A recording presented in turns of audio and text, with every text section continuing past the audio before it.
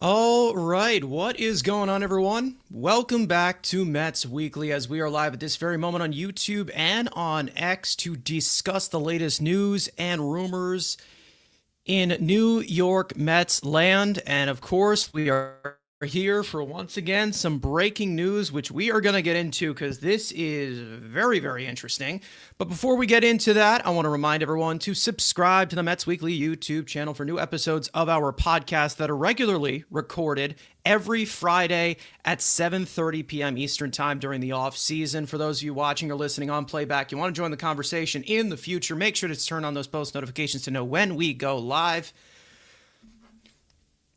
which also includes live reactions to off-season moves, such as this one, that are not available on audio, but only on our YouTube channel. Make sure to follow Mets Weekly on X and on TikTok for more content over there. Other than that, let's get into this news. Now,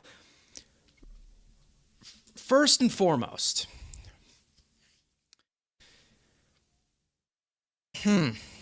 what just happened?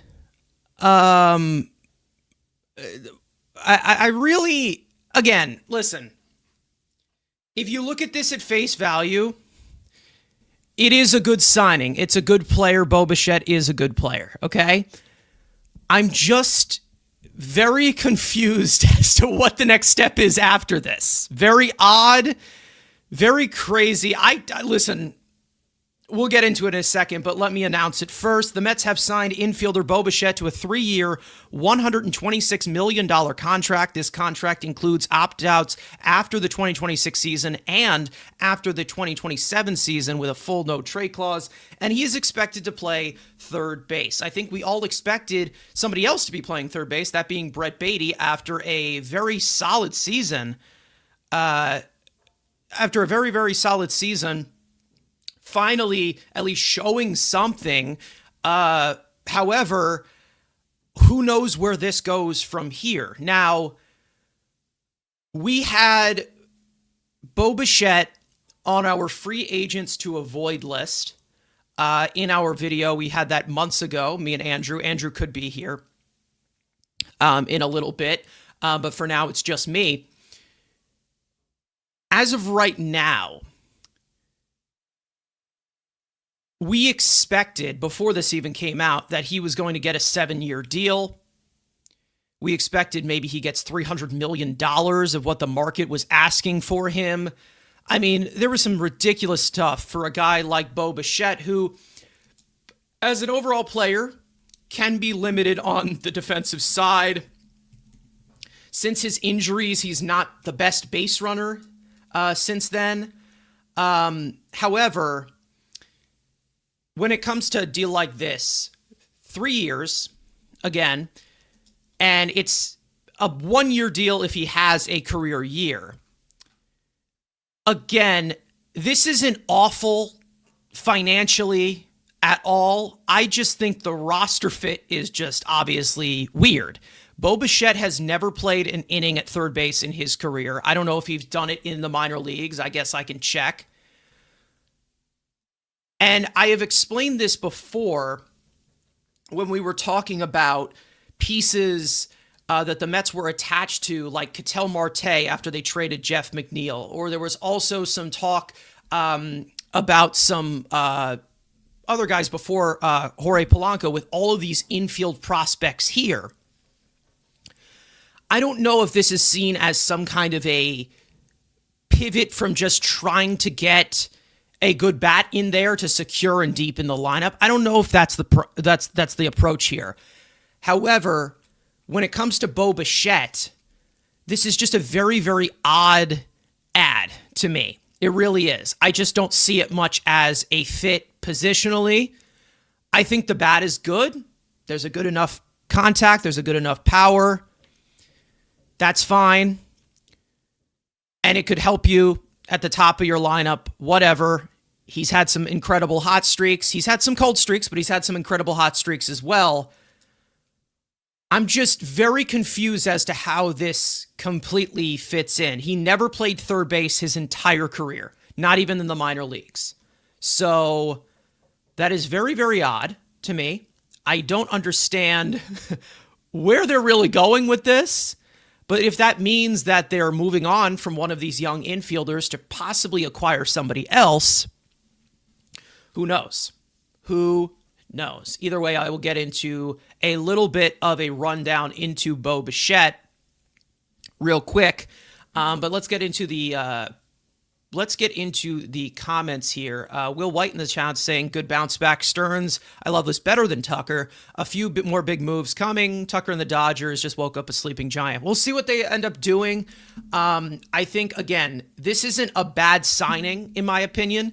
I would call this a bad signing if it was a 7-year deal or if it was like $300 million over 8 years.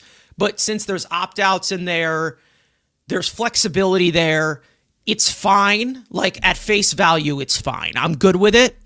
But I just don't see how the fit works. And I will talk about maybe some mindset that maybe Stearns has because he's done this before in Milwaukee. So I'll get into that. BBA saying, I like this better than Tucker. I'd say that his bat is more balanced in comparison to Tucker, but probably a little bit less inconsistent than Tucker, though. So, again, we'll see. Yes, I apologize for being late. I got sidetracked with something, had to take care of something. It happens. Brad saying, no Mets old opening day lineup talk today. Yeah, we were going nuts. We went live for 4 hours yesterday. I don't know if anybody was in here, was in the stream. We went live for 4 hours. Obviously, we reacted to Tucker signing.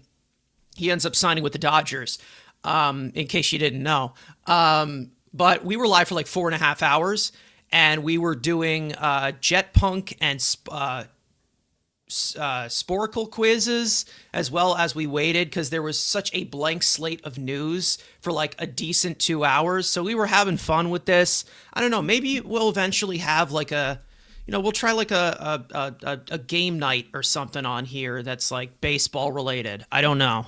Maybe we'll try that. Stevie Mac saying very, very random. I agree. They definitely were about to sign another QO player or a big trade is coming. Possibly. You will take him over Beatty, obviously. I think overall as a hitter, I would take him over Beatty. Defender, I don't know.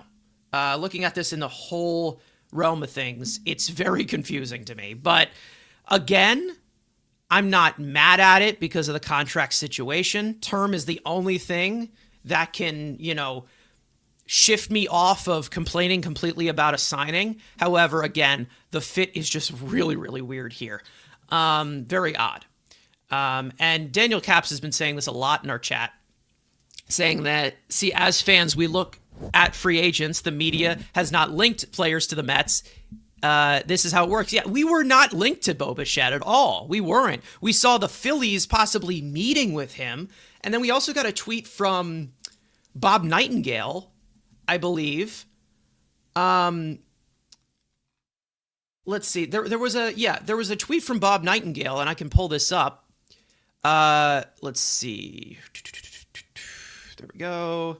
Perfect. There we go. Yeah, there was a tweet from Bob Nightingale that came out right afterwards saying that the Phillies had agreed to Bo Bichette's request on a 7-year, $200 million deal last night and believed they would sign him until the Mets swooped in and give him a 3-year, $126 million offer after losing out in the Kyle Tucker sweepstakes.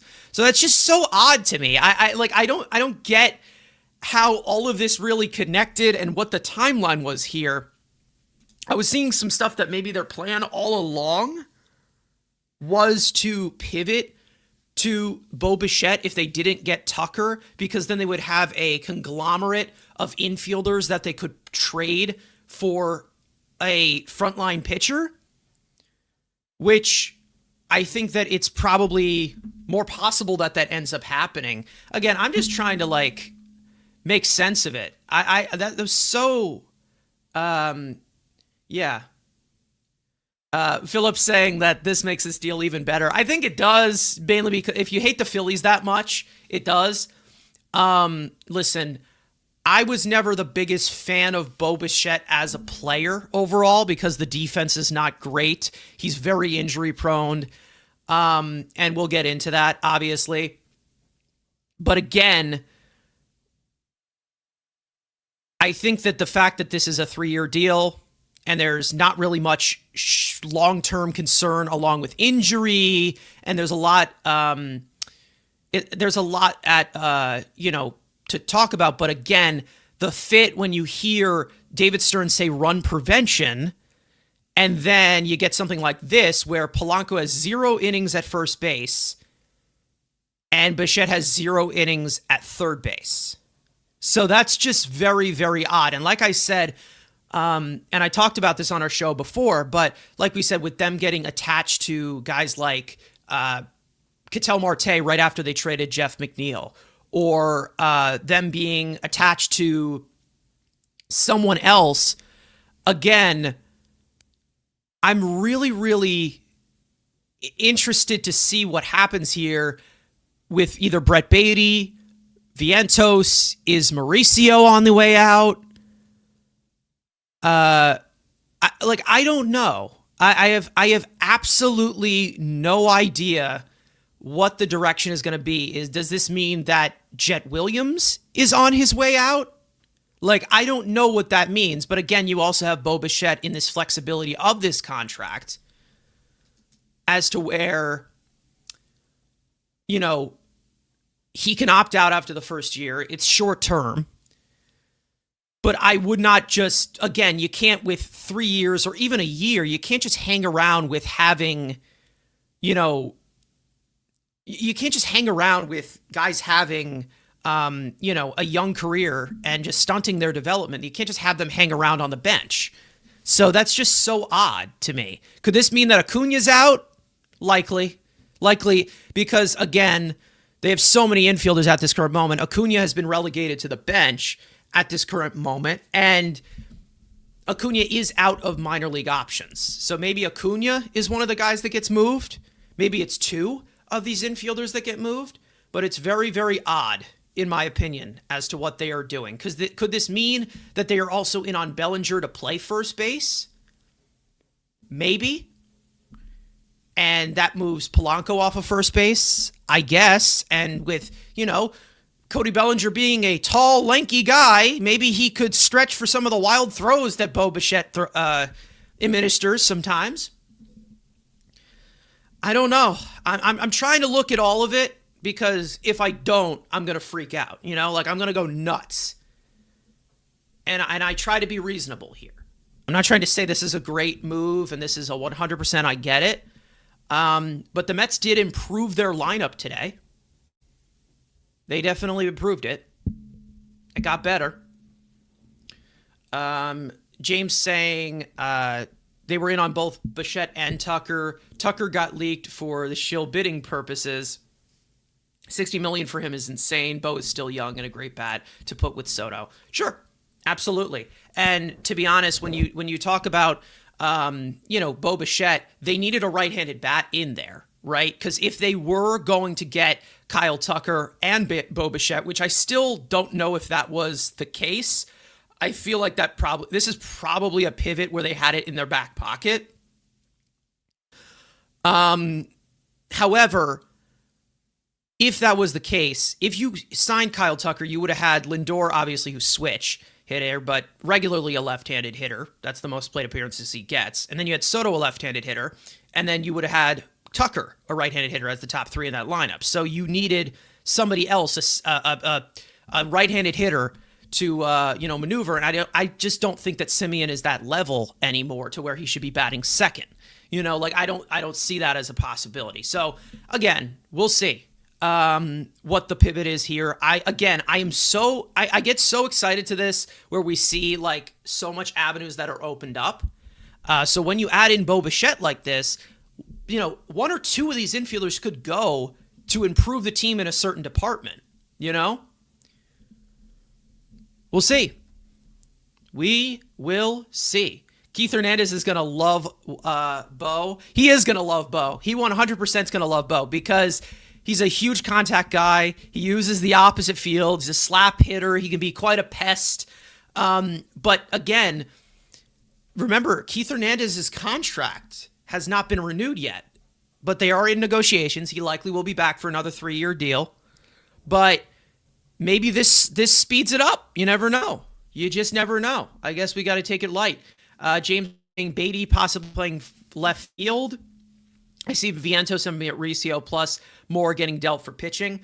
I would say out of the three, Beatty, Vientos, Mauricio, I'd say that Beatty and Vientos are the most likely to get moved. The reason why I say that is because of Vientos, his defensive deficiencies, obviously, doesn't provide much speed. If he doesn't hit, he is the probably worst player in baseball. And then also Beatty has come up in interest in trade talks before. So I don't know. I'm interested. I'm very, very interested to see. And like I said, with Bo Bichette at third base, he's never played there. Same thing goes for Polanco at first base.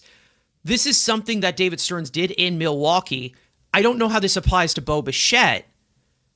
However, this is something that he has done in Milwaukee before, where he has surefire defenders up the middle. So you have Simeon, Lindor, center field is likely, Taylor or something, or maybe he trades for a center fielder. And then he puts athletes in less range taxing positions. And we've seen him do that before with Keston Hiura. We have seen him do that a few times with some of the infielders. I think he did it with Caleb Durbin as well. He did it. He's done it with plenty. I'm pretty sure they had so many guys in less range taxing positions. However, I don't know how that applies to Bo Bichette, because no matter what, with him having 0 innings at third base, not to mention at shortstop, out of all the defense, he is the worst defensive player in all of baseball, possibly. So I just don't know where that fits in. I'm very confused. Weird. Very weird. I don't know if this is just they're just going to keep hopping positions or whatever. But, guys like Beatty, he's young and he needs to play every day. Vientos needs to play every day. Mauricio needs to play every day. The only way that they're going to develop, because they're not going to give you anything off the bench. You only put guys on the bench when that's all they really can provide. Like a guy like Starling Marte, even though he was making $20 million last year, that's all he can really provide as a part-time player, because he's getting older. He's getting up there. That's kind of how I would see it. Freddie Peralta, McGill brother reunion, possibly via trade. Maybe. I don't know, Greg. Maybe. Possibly. Could that happen? I'm interested. I am very interested to see what they do here. I love to see, what's on the move. What trade could they possibly get back? That would be awesome. I am very confused. Very, very confused in this. Very. And I'm not going to say that this is the perfect signing. However, the offense gets better. The offense does get better. You get a right-handed bat in there, a top-of-the-lineup guy that could get protected by Soto, so maybe they give him more, again, that he gets more pitches. We'll see. Very interesting. Very interesting. I'm very, very interested to see what they do. Again, the reason why I say that, and I'm not mad, even though I really didn't want Bo Bichette. Why I'm not bad is because a 3-year deal, you got opt-outs after these 2 years. If it doesn't work, it doesn't work, and you move on. $42 million a year? Whew, yikes. I feel like they are making a trade, though, because, again, we did get that report that they were trying to stay within that realm of 340, 350 in the payroll. They're at 301. So you add in this, it's 343 right now to the payroll. And again, I can actually add this in while we are doing it. Let me pop this one up here. I have a payroll outlook that I have here. I don't know if you guys have ever seen me do this before, but let me just zoom in on this a little bit, and then I will pop it up here. Let me know if you guys see it clearly here. So again, as of right now, they are currently at 301 million without the Bo Bichette signing. So if I were to add in Bo Bichette and the AAV that he would be getting, let me see if this is updated on Spot Track. I just want to make sure that this is correct. Sometimes they, update it somewhat. Okay, is this on here? Yes, it is. Okay, so there's a player option for year 2, year 3. It is a $42 million luxury tax hit. That's basically what I would expect for them to show as of right now. But so $42 million would be the luxury tax hit for Bo Bichette, and he would be an unrestricted free agent at age 31 in 2029. But we'd also give some of the details out here, which again is 3 years. 3 years. What is it? What did we say it was? $126 million, and then you also have player options for 2026 and 2027. So that brings their payroll to 343 right now. And I don't know if this tax bill is completely correct, but it is the same tax bill that was from last year, because I'm pretty sure that it's a certain percentage that is through for that specific math, but there's also some other stipulations because of like the benefits or something on their 40-man roster. I don't know. There's something like that. So here's the thing. Here's how you look at it. If this all fails, let's say, you have dead money here from Montas and McNeil that will come off the books right here. And that will be, $24.75 million that would come off the books there. Likely you do see an opt-out from Clay Holmes if he has another solid season. We'll see what they do regarding Kodai Senga. And basically everything too short-term as of right now. Every contract right here from this is 3 years or less that is left in term. So that's basically how they're keeping it flexible as of right now. So let's say Bo Bichette has a career year. He opts out. He tries to get a bigger deal. More overall money. 42 comes off the books in addition to 24. So that would be about, 66 million would come off the books next year. You would also have David Peterson going to free agency. Same thing going with Tyrone Taylor. And then, we'll see what they do there. And then you also would have AJ Minter, I believe. I think I can just control this of potentially, I can just add this up. So let's say Bo Bichette has a career year. You can add this up. You'd have this in comparison to next year. Again, it could be completely different, but you would have, again, $102 million coming off the books next year if Bo Bichette has a career year and opts out. So, that's not bad. It isn't bad. And we all know who's in the free agent class and what is very, very expensive on the free agent class next year, and that being Tyreek Skubal. So maybe they possibly go after that. We saw that report about, again, like I said, 340, 350. They are in that 340 to 350 range right now. So I would guess that any addition that they do make is likely going to be through the trade, because they obviously have like 700 infielders as of right now. And also the fact that they need to add into the rotation. They still need to do something in the outfield. So we'll see. It could be a 2-year deal with a lockout incoming for 2027. That's also a possibility. That is also a possibility. You never know. But Bichette yearly is getting more money than Francisco Lindor. I don't know how to feel about that, guys. Will that fracture any egos? I don't know. But again, it's not the term. Again, I'm not mad because the term is fine. I'm not completely mad. I don't understand how the fit comes in, but we'll see. Beatty and another piece for Duran would complete the offense. Yeah, I think it would. It definitely would, because you would have you need another left-handed bat. I can pull up the Mets depth chart as of right now. Let's see. Yeah, so this is, yeah. So you got Bo Bichette here for third base. You've got right-handed bat, right-handed bat, right-handed bat, and then you're likely going to get a right-handed bat for center field. We need pitching still. Oh, we definitely need pitching. We'll get into that. And we did see the reports about Freddie Peralta and the Mets being linked to him. So we'll see what they end up doing there. Either way, yeah, you have a switch hitter here. So yeah, it probably would either be Bellinger or a trade for Duran, maybe? What do we think? Bellinger or a trade for Duran?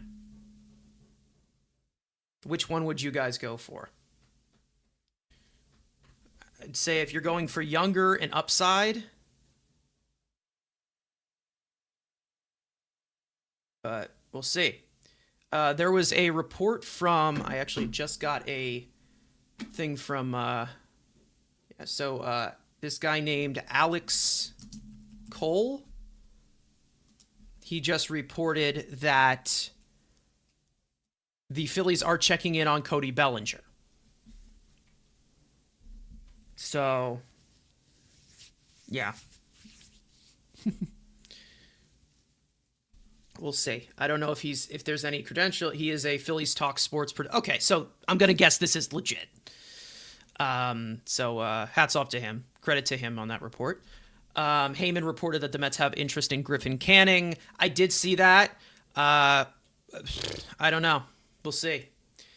I think it probably would end up being a minor league deal, right? I mean, he's coming off of a torn Achilles.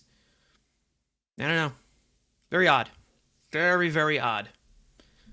You guys would prefer Duran. Yeah, Duran would be cheaper money-wise. And that's the main reason as to why I'm all really more about the additions through trade. Like free agency, I know a lot of people want them to spend big, but it's all more about the trades because, again, this team has a lot of bullets in that farm system.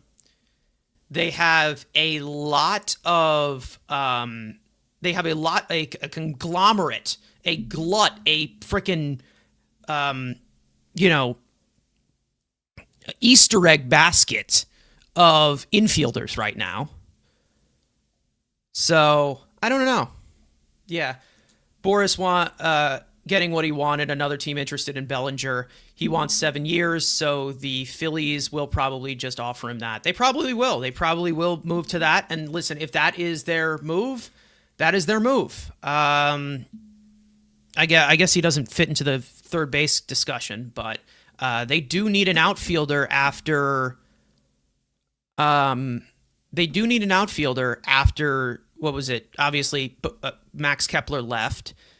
I don't know. That's it. That maybe they end up trading Nick Castellanos. I don't know. Not sure what that means. Either way, yeah, you have a. Yeah, so I guess if we're looking at this bench, all the position players, you have a let me take a note of this. You have 1, 2, 3 switch hitters. You have 1, 2, 3 left-handed hitters. And you have 1, 2, 3, 4, 5, 6 right-handed hitters. So that probably means that they're going after a left-handed bat to balance that out. Because there's 6 guys who could be left-handed guys. So they're likely going after a left-handed bat. Likely. I don't have any sources, okay? I don't have any sources. Just saying. Picking and choosing.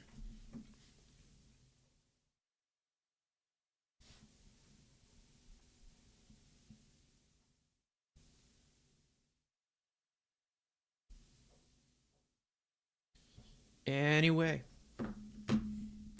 Yeah. I don't know where Andrew ended up. I don't know if he had an emergency or something, but this is one of Andrew's guys, Bo Bichette. So we'll see. I guess we can do a little bit of a rundown on Bo Bichette here. We talked about him in our video about guys that we want to avoid. One of the main reasons as to being long-term contracts that he is going to be seeking, and then also the defensive fit, which I still don't understand. However, we can get into some Bo Bichette. Obviously, the offensive profile for this guy, again, he is definitely more contact of a bat, obviously, but he can pop you 20 to 25 homers, which is good. Great quality of contact, let's just say that. He hits the ball hard. Not the best in bat speed, but I don't really think he uses bat speed much. He is more of a spray hitter, which, again, is one of those things that I don't get, because I really thought that the Mets were going for the pull air approach, because that seems to be the direction they were heading in with all of these guys that they were linked to. However, maybe he can harvest a little bit more of this power from the quality of contact that he does have. But again, when it comes to, the thought of, the flaws of his bat, he does chase a lot. I know that it does chase a lot. However, here's one thing that I will say, okay? And this is the main reason as to why I think this can be protected by Soto the best way and be protected by Soto. His numbers against the whole triple threat are very, very balanced. You have the quality of contact, xwOBA, whatever you want to call it, along with walking, which he basically does not do. 355 xwOBA against fastballs, 349 against breaking balls, and 358 against off-speed pitches. So, again, this is something that can be protected with Soto if he is batting second. That's fine. Again, it deepens the lineup. That's fine. You don't get as much swing and miss. You do get a little bit of chasing. Let's just say that. You get that. That's kind of more of the Luis Arraez characteristic, where he makes a lot of contact, but he chases a lot of pitches outside of the zone, and he gets a lot of weak contact. However, when you look at Bo Bichette here, a decent amount of quality of contact from him. xwOBA is in the 83rd percentile. You've got it in the exit velo 70. So he's got above average batting profile. It is fine. Christopher saying, Carson, you should be impressed. He comes from a World Series team. I don't know. Is he listen, yeah, I guess. Sure, I guess. I mean, it's really all just about the fit. We'll see. We will see. Got to get Skubal now. Who knows if Skubal gets traded? We know that he has the disputes with, his ARB3 salary. Obviously, he filed for $32 million, and the Tigers did 18 million. So they're very, very far apart. Could that mean that he ends up getting traded? I don't know. But the Mets have the flexibility to do so right now, because they just made more infielders expendable with this ad. They have a top farm system in baseball, so there could be some guys that are very, very expendable on this, that maybe it looks like they can get a Sproat deal, a Skubal deal done. However, I do think that it's going to include one of the pitchers that they're not comfortable giving up, such as Tong. I don't see them giving up McLean. I don't think that they're going to ever do that. But we'll see. Either way, great picture recognition, like I said, good quality of contact. And, you know, he's a guy that can contribute at the top of the lineup, you know? Yeah. Someone please explain why Boston is so desperate to trade Duran. I think it's because they want to. Again, I'm not really sure about the Red Sox situation. Again, I think that it's because they have Abreu in right field. They have what's his name? Roman Anthony, right? They have Roman Anthony. They also want to give they have Rafaela, who they already extended. So as of right now, Duran is kind of their DH at this current moment.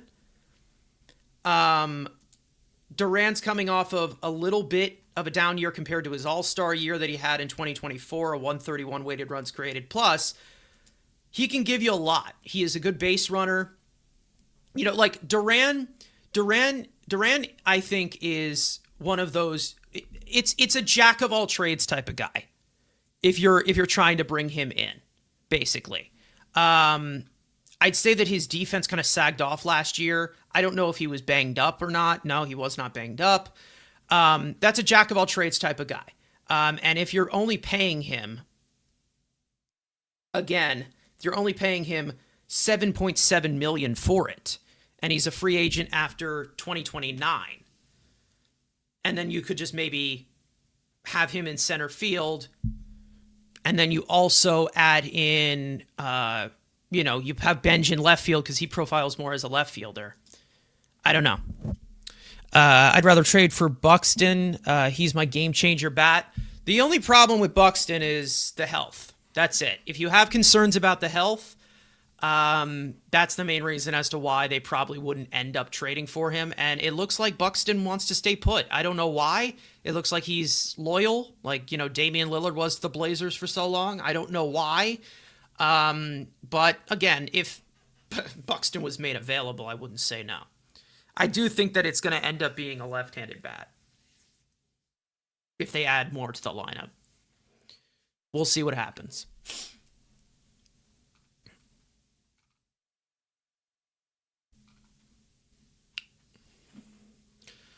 But either way, Bo Bichette, 3 years, $126 million, player options after 2026 and 2027. So yeah, this is what the contract looks like as of right now. We don't know if there's any other details, so we'll see. Maybe there's a possibility where they defer something here. I don't know, because usually when these contracts are signed the days of, we still don't get those types of announcements just yet. I'm trying to see if there's any informational tweets that I missed about this signing. By the way, JT Realmuto went back to the Phillies on 3 years, $45 million. So he reunites, and so does Schwarber. Schwarber is back there as well. So Bichette, just 27 years old, can be a free agent at 28, 29, 30, with a $5 million buyout on an opt-out, can make it $47 million this year. Okay, so yeah, maybe that's something that he tries. I don't know. We'll see. Basically, I don't know if that $5 million buyout is for the second opt-out as well. It probably isn't. So basically, the Mets signed him for a 1-year deal and are expecting a 1-year deal just so that money can kind of clear up, I guess. I don't know what the thought process is. I'm not in this at all. John Heyman saying, let's see, $42 million non-deferred is a big number, but the Mets saw the Bichette opportunity this way. Rare to get a premium player on a short-term deal. Right-handed hitter continues balancing the lineup. Elite clubhouse presence and competitor. Easily the type of guy they want on their team. Saying that Brett Beatty, the Mets see Brett Beatty as playing multiple positions, including third base, and Bichette has a full no-trade clause. So, we'll see. We will see. I don't know if this is them trying to sell Beatty's trade value. I don't know. But we'll see. I am sure he will be here next year. Because he is one to troll me. They always need one guy to troll me on this team. Beatty's not my best friend, guys. I'm sorry. I hate to break it to you. We're not the best friends.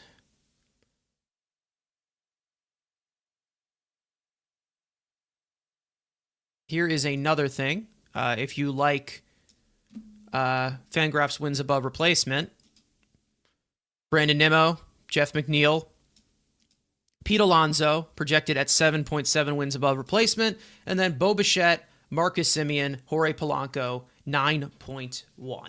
So they added value to the team, I guess.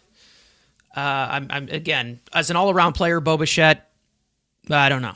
I don't know how that fits in. I was expecting the Phillies to sign him, but we'll see. We will see. I think Beatty is getting traded. It's either him or Vientos.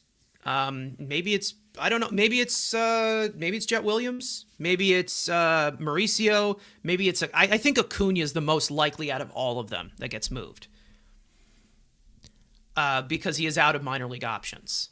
I think so is Vientos, but Vientos could be a DH. So you never know. Interesting. If the Tigers aren't pivoting, if the Tigers aren't trading Skubal, then pivot to Peralta and McGill. We need both.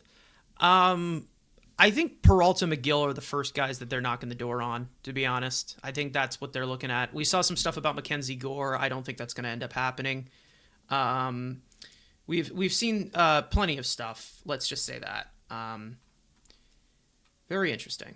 Very, very interesting. I'm very, very interested. Either way, here is another piece of information here. Bo Bichette's 59 hits with runners in scoring position led the MLB last season. That is a .391 batting average. He ranks among the top 4 players since 2021 in batting average with runners in scoring position, hits with runners in scoring position, and hits with runners in scoring position with 2 outs. So there you go. So this man is a dog. He is a dog when it matters. He is a dog with runners in scoring position. That's what they need.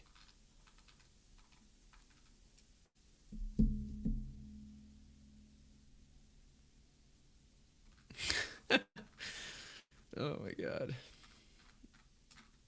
Twitter is unbelievable.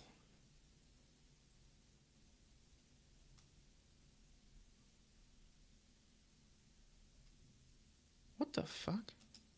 Okay. That is very odd. Just talking to myself. All right. My dream trade is Hunter Green. We saw a report about Hunter Green like early on in the offseason, but I don't think it's going to happen. I'm not trading for Skubal unless he signs an extension, which won't happen. So it's not happening. That's a Boris client. He is going to get traded to a team, play for that team, and he is going to free agency. I don't know, maybe if the potential lockout factors in, who knows?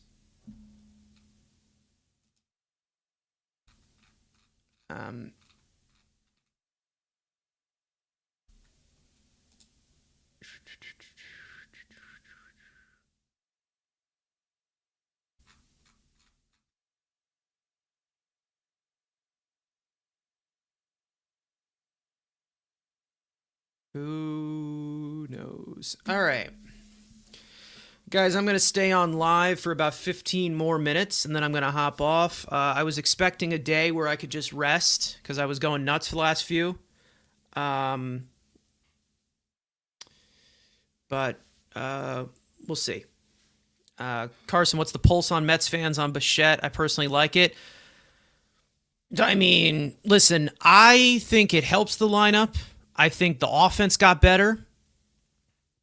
I think the fit is kind of odd, but the offseason's not done yet, so we'll see.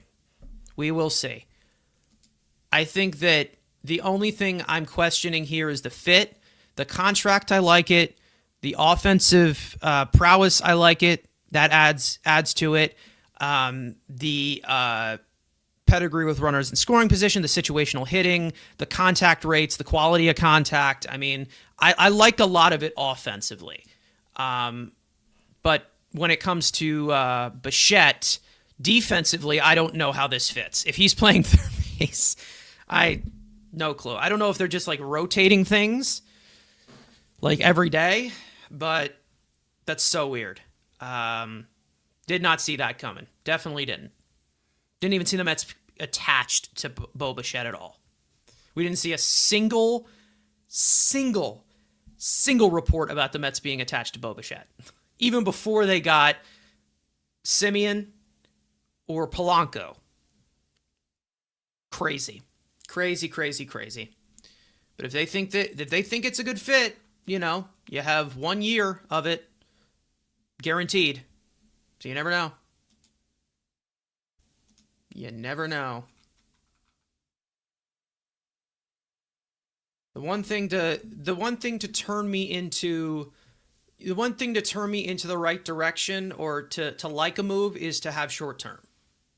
So that means that you're pivotal and you have options in case it doesn't go well. That's the way to veer me in the right direction for a move. Stanley's saying, does this mean Beatty's getting traded? I have no clue. There was a report from John Heyman saying, and I'll pop this up again, saying that they see Brett Beatty playing multiple positions, including third base. So I don't know if that's just trying to leak out information to try and move him, but I don't know. I have no clue, guys. I wish I could tell you. Because right now, if you put the Mets into perspective right now, I think he's the backup infielder. Or no? He's the DH, which I don't think that they want. Yeah. This is interesting. But there's plenty of avenues that you can go. Again, could Beatty be out on his way out? Could Vientos be on his way out? Mauricio, Acuna, Where is he? Could Jet Williams be on his way out? Like, who knows? Who knows what they do here? Profound saying, after seeing Bo's numbers with runners in scoring position, it's a good move. The 2025 offense struggled with runners in scoring position with clutch hits the most. Absolutely. And listen, I think that it's going to be a lot better with the hitting coaches being switched out that are like more modern. Maybe the hitting coaches advise Bo a little bit more to pull a little bit more fly balls. Who knows? However, think about this for a second, okay? Lindor gets on base. He can steal second. Bo Bichette can drive him in. Right? Like they just off the bat, you could score a run formulaically. I don't think that's the correct word. Remotely, you can score a run. Let's say Lindor, on two batters, you can score a run. Let's say Lindor walks, Lindor gets a single, Lindor still second, Bo Bichette can drive him in. Perfect. Right? With him batting second. Like that's the type of thing. Versatility, jack of all trades. Again, was this the direction I would have gone in? No, but I get how it connects offensively. Defensively, who the hell knows? Easy, Laureano or Austin Hayes for left field, or Bader center field. Cheap options for the outfield. I I would say it's probably. I think that they're going with a left-handed bat for the outfield if they do that. I think Duran is possible. I think that maybe they do go after Bellinger, possibly. I don't know where they go with this. We'll see. Detroit can use a third baseman. Yeah, they could. We could use an outfielder. So Beatty for Javi Baez? What do you guys think? I wanted Bichette from the beginning. Yeah, I do remember you talking about Bichette a lot in the Till Mets Do Us Part chat. I do remember you talking about him. So yeah, listen. I got no problem with it because the contract is a short-term deal. I'm still questioning what the fit is, and some of this does not make sense. However, it just shows me that they're going to be making trades. And that's what I want them to do, because you can't hold on to every single young specimen known to man. Supposedly they wanted Tucker and Bo Bichette. Interesting. So that would mean that they had motivation to trade Beatty then. Right? Because if you had Tucker in left field or right field, Soto in left field or right field, you had Bo Bichette playing third base, where would Beatty play? You're not going to just DH him after the defense that he displayed last year. You're not going to just DH him. So where would Beatty play? But now that the outfield is still open, what does that mean? I don't know if they want to have Beatty again. And then there's also this where I don't know if they want to have Beatty on this team for left field as his primary position because they are big on Carson Bench a lot. So again, weighing it out, I don't know. I'm intrigued to see what they do. Very intrigued.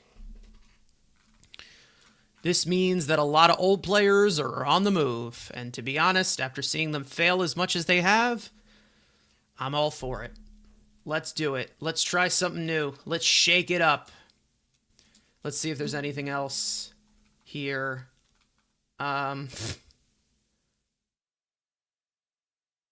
Here's Rosenthal on this. I think I have to change things out. Hold on. Here is Rosenthal on this entire thing. By the way, huge L on reporters. By the way, on this, none of them had us attached to Bo Bichette at all. Maybe Daniel Cap's in the chat. I don't know if you're still here, Daniel. Maybe he's right. These guys don't know shit. Said, Alonso. Are the Mets better at this point in the offseason than they were at the end of last year? Is their lineup better than it was last year? Obviously, a lot of different pieces that they've added in and pieces that they've subtracted. All right, it's a complicated question for a couple of reasons. One, if you're looking at strictly the players involved, I do believe they're better offensively. I think this combination, Bichette, Cook, Ken. Cook is at least the equal of Alonso, Nimmo, and McNeil. That said, Alonso was a huge part of what they did. And while Bichette is a different kind of right-handed hitter, it's going to be interesting to see how this all evolves. And Simeon is a guy who offensively has been in great decline. He's the worst of the six players, or at least has been in the last couple of years that I just mentioned. So hard to judge from that perspective, but to me, they have regained their footing offensively. Then the question becomes, okay, from a financial standpoint, do these deals make as much sense as they might have for Alonso and Nimmo and, again, McNeil? Now, Alonso is an interesting case because the Mets offered Kyle Tucker $55 million a year. They didn't or wouldn't offer Pete Alonso $31 million a year, which would have matched the Orioles offer. And some people might say, well, why is that? Now, Tucker is a better player. He's certainly a better defender, though he's not a great defender at this stage of his career. But that discrepancy, if you could have had Pete for that much less, then maybe you could have done some of these other things as well. So to the essence of your question, it seems to me that they've regained their offensive equilibrium here. The question then becomes, okay, do they do it at a proper rate? Should they have kept Alonso, who was, of course, a fan favorite? It's a complicated thing, but in terms of sheer run production, which is your question, they should be fine, in my opinion. Yeah. Well, yeah, offensively, again, the reason why, like, again, I'm okay with with a piece like Pete Alonso going, obviously. It's because they want to make the lineup deeper, obviously, and having that depth in the lineup, it helps. However, here's the thing. When you talk about Bo Bichette overall as an offensive player, it's more of just what he can produce via contact and via power and via all of these, jack of all trades offensively, which he can provide. It all really just has to do with health. The main reason as to why you're, again, I don't see them as replacements for the other guys. I see them as filling in these positions because they're going a completely different way. If you were to tell me that you're comparing, Nimmo to Simeon and McNeil to Polanco and Bichette to Pete, like those are just completely different players, right? So to me, what they are doing is they're trying to spread it out. Like they're trying to spread this out as to where you can get 40 home runs from Pete Alonso. You can get 40 home runs to Pete Alonso. You can get 20 from Bo Bichette, 15 from Marcus Simeon, and 20 from Polanco. Not to mention, you also get more contact in there and more consistency, more competitive ABs. And the main reason as to why I look at this to another standpoint is because Eric Chavez is gone.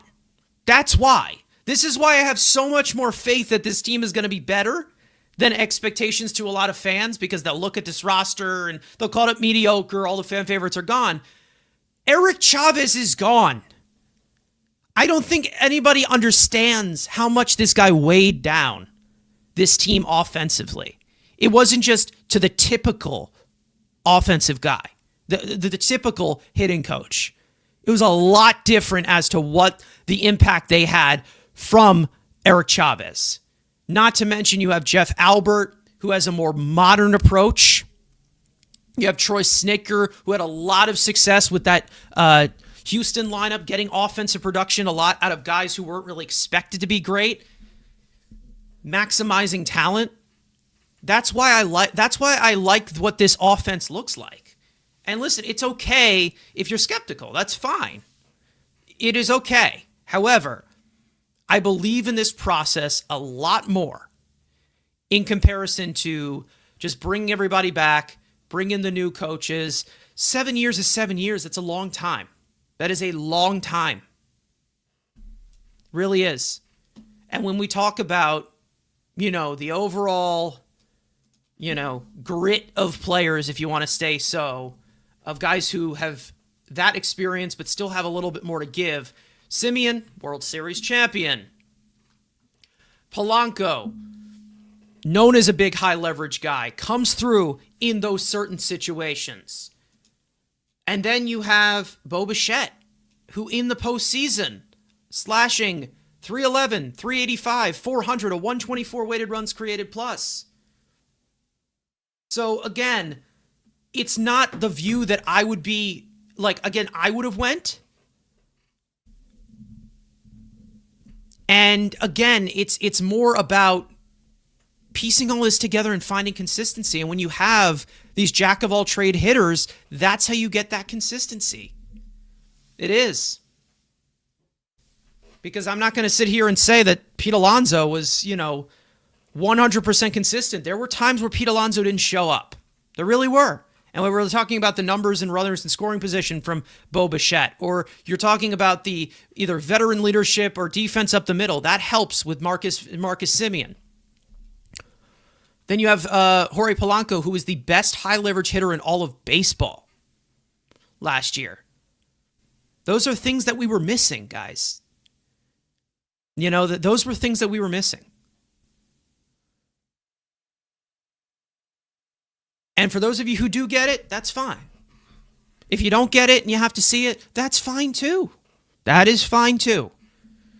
But the way that they're piecing it together is they want versatile players. They want more consistent hitters, more that are willing to listen, willing to get better, and not stubborn, don't have these certain deficiencies.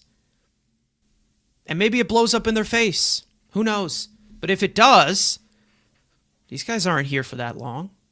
You can be flexible. This is what I like about it. This is what I like. There's flexibility here. There's young talent that's coming up. I like it. Listen, I'm definitely excited to see what happens. I really am.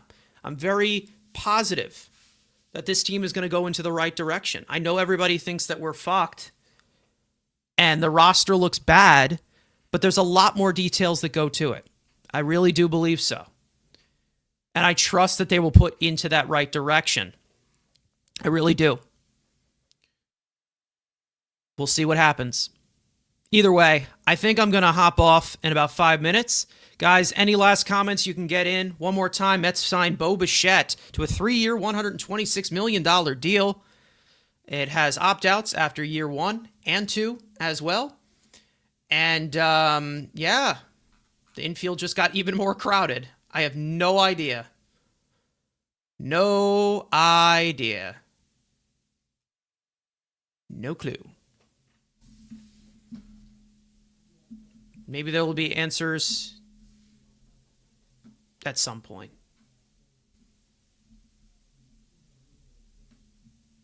Maybe, things got to go all together, but you got to build it from the ground up.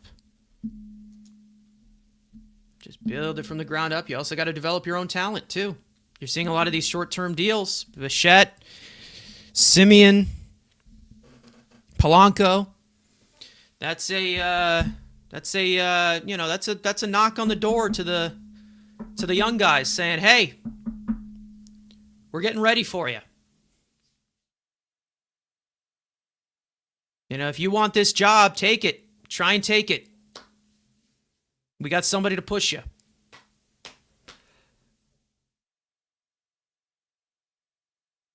See what happens. Air Weber saying, I joined a bit late. Do you think it's 100% no bueno for Bellinger, are you saying? I still think Bellinger could happen. I would not put a bet on. I wouldn't completely bet on it, though. But I do think that a move for an outfielder is coming up next. Or they end up trading for a pitcher. But usually we see pitcher trades happen late. We do. Remember when Corbin Burns went late? Right? That happened. Let's see. There was another... there were plenty of trades that happened late. So we'll see. Beatty, Williams, and Sproat for Skubal. Hey, where can I sign? Where can I sign? I like Sproat. The other two aren't my best friends. They're not my best friends. I'm not the biggest on them. I'm not the biggest on Beatty. I'm not the biggest on Jet Williams.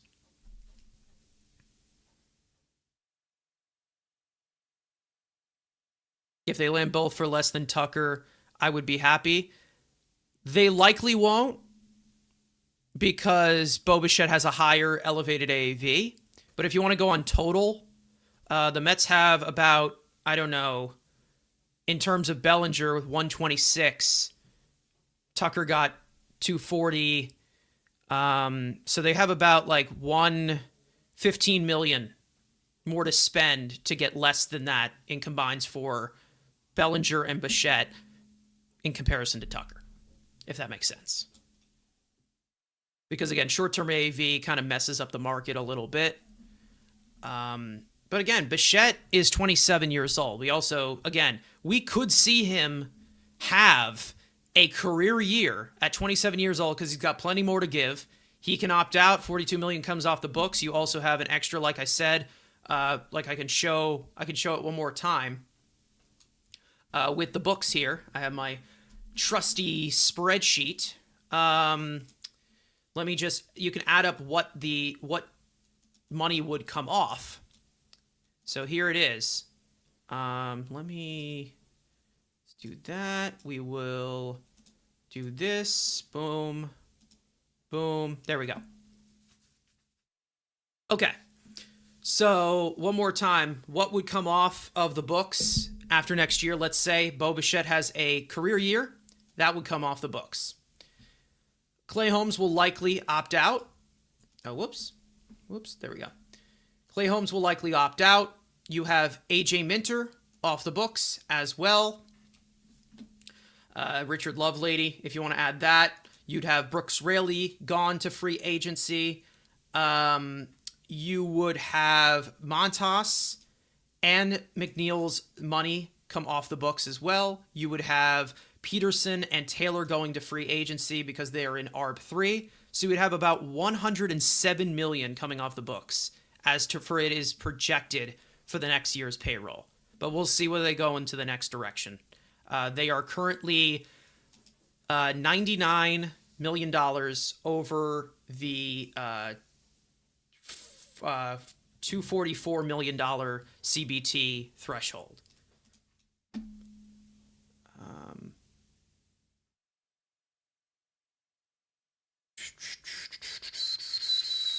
I think Robert's a little bit less unlikely, and that's only just because it doesn't seem like his market is actually picking up. Also, he's making $20 million. I don't know if the White Sox are willing to allow him. Like, I don't think they're willing to retain any of the money. But actually, you know what? I think they are. There was a report about that. However, again, it's probably going to take a little bit more for the Mets because remember, guys, let's see. Reinsdorf is not a big fan of Steve Cohen. I don't know if you guys remember this. He was one of the owners that rejected him buying the Mets back in 2020. He's not a big fan of Steve Cohen. And that's one of the main reasons as to why you haven't seen the Mets make that many trades with the White Sox, even though they've had plenty of guys available. And that's another reason as to why I was not surprised to see them not get Garrett Crochet. You know, it's that pettiness, and you'd think that he would get over it.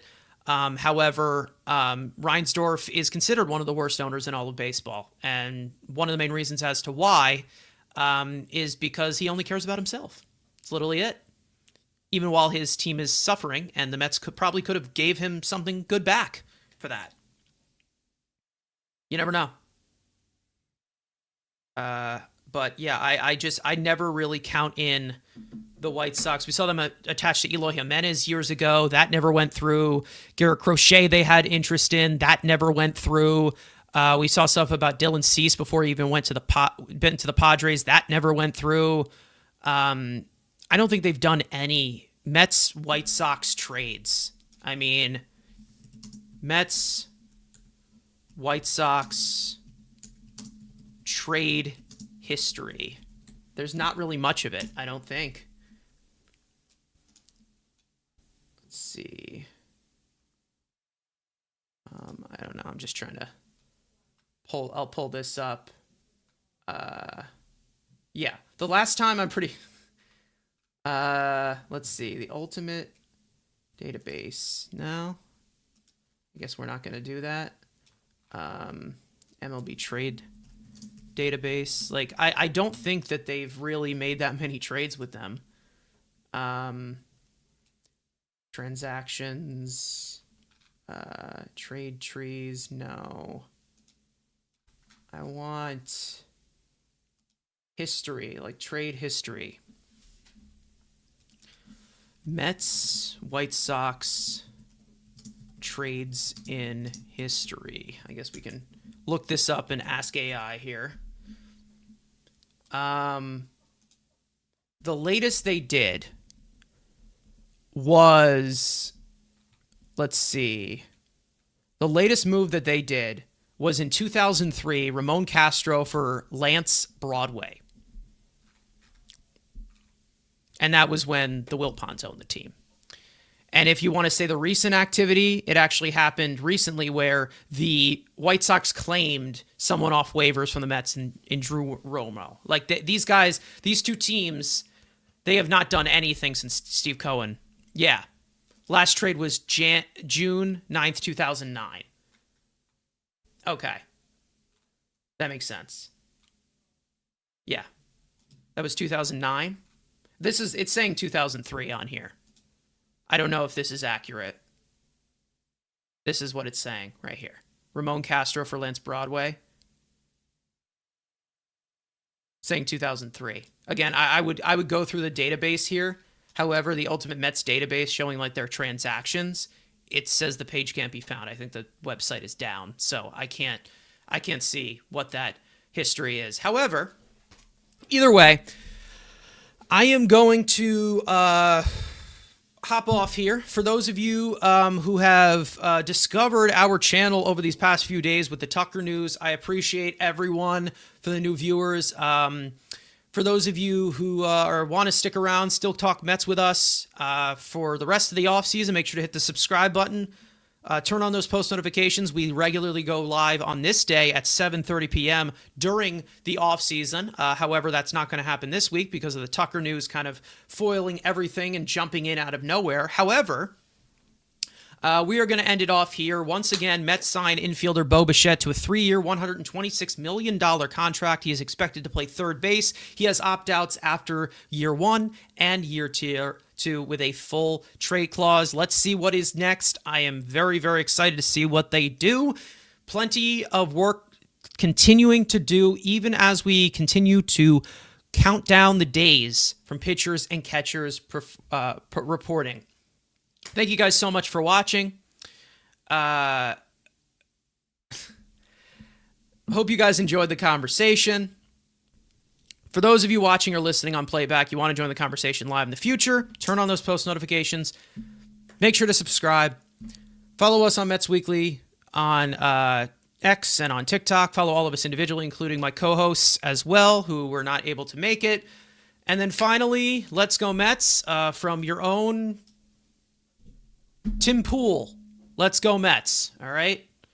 I am the Mets version of Tim Pool. That is what I've been identified as. And you know what? I'm going to take it fine. I'm going to take it right on the chin. All right. We're going to steer right into it. Either way, we'll be here for the next news if it pops off, or we will see you guys next Friday for the next podcast. We will let you guys know. We'll see you guys next time.